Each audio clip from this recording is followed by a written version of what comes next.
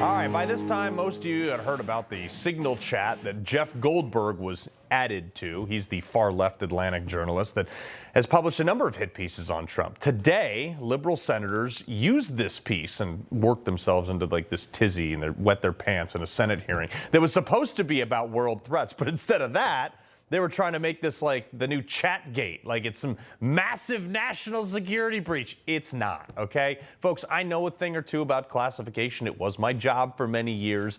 It's not a thing. Like, I've spoken to multiple people in classification roles in the government today, and no one is worried about any specific breach of intel or planning, as the libs are trying to make this out to be.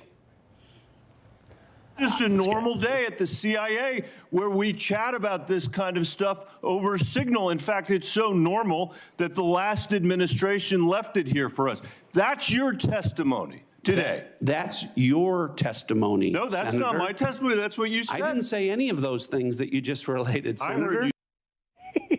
Whatever. I mean, this is seemingly like they all forgot about the fact that we smoked a bunch of bad guys that were stopping an international shipping channel and killing people and taking their vessels. I mean, your welcome is in order from the left.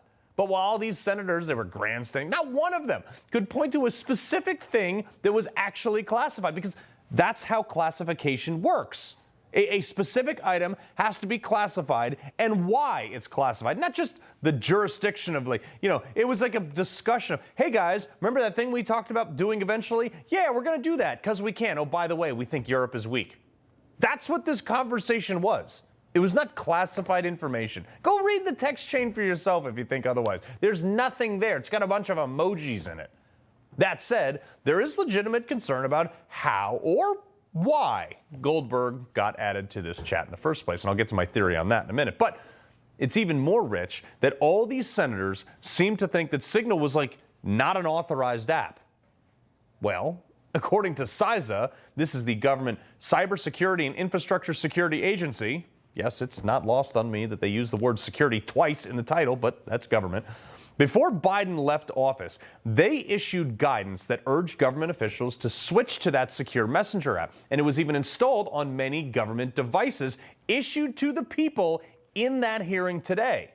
USAID even put out a similar memo internally authorizing and advising their staff to use that app. And today, John Ratcliffe stuffed it right back in the Democrats' face. I don't know if you use Signal messaging app. I do. Not for classified information, not for targeting. Well, neither not do I, for Senator. Remote. Neither do I, Senator. Well, that's what your testimony is today. It absolutely is not, Senator. Were you not listening at the beginning? No. When I said that I was using it as permitted, it is permissible to use. I agree that's your testimony. Yeah. I agree that's your testimony. You asked me if I use it, and I said not for targeting, not for classified information. And I said I don't either. Oh, so you do use Signal, Senator. For what, may I ask? If you said it's not classified, so surely you can tell me. Do you log that into public records? I mean, what's it for?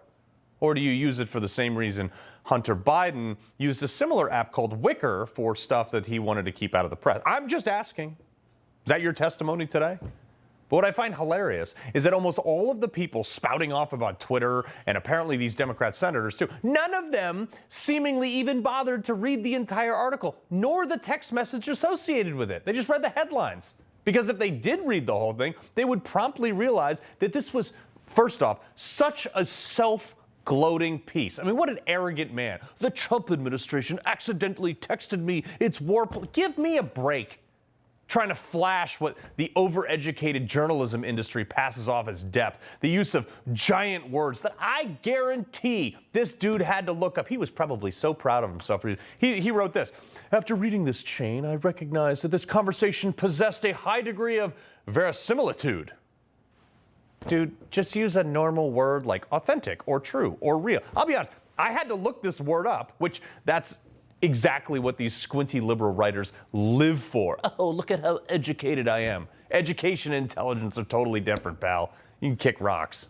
This was the most smug part, talking about Mike Waltz, too. He wrote, I have met him in the past, although I didn't find it particularly strange that he might be reaching out to me. I did think it was somewhat unusual given the Trump administration's contentious relationship with journalists and Trump's periodic fixation on me specifically.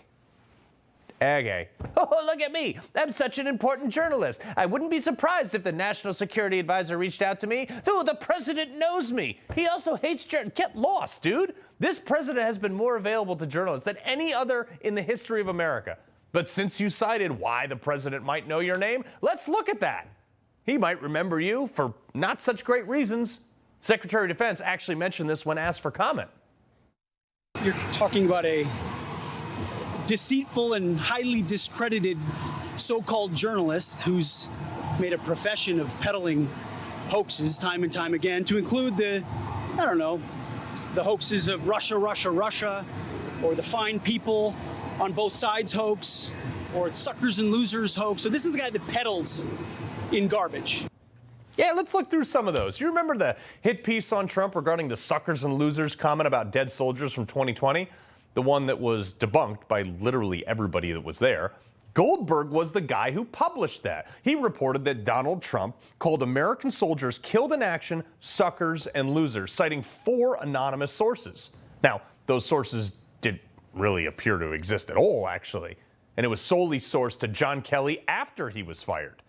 Goldberg also took the side of General Mark Milley when he openly said that as the chairman of the Joint Chief of Staff, would warn China of Trump's plans if he didn't think it was the right course of action. Are you kidding me? That's literally blatant insubordination to the commander-in-chief, and it borders on treason. But there was Goldberg praising that. He leaned into, he dove headfirst into the deep end of the provenly wrong conspiracy theory, including citing sources in many articles that we can now say conclusively didn't exist, didn't know, weren't authorized to speak about it, or were just flat out lying like Adam Schiff. And that was the very fine people comments.